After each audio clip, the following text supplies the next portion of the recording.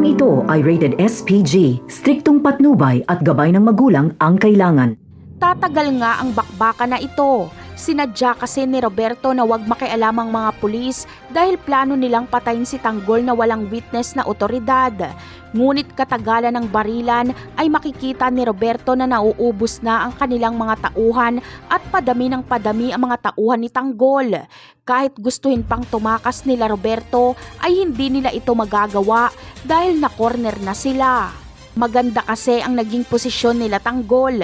Nasa harapan ng mga gerero sila Tanggol at nasa tagiliran naman sila Enteng at Divina para alalayan si Tanggol. At nasa likuran naman ang pinakamalakas na puwersa ni Ramon. Kaya kahit saan magpunta sila Roberto ay masusukol sila. Kaya naman, mapipilitan si Roberto na tumawag ng mga pulis. Dito na magsisidatingan ng mga pulis Quiapo kasama si Rigor. Huhupa na ang bakbakan dahil aatras sila Enteng at Ramon.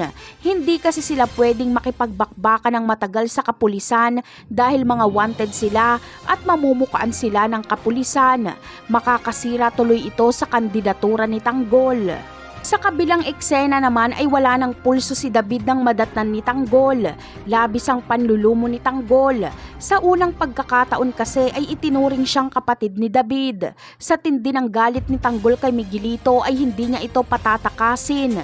Kapag mahuli niya ito ay gagawin niya ang ginawa nito kay David. Sasaksakin niya rin ito. Napakarami pa nating dapat abangan sa mga susunod na episode. Paalam!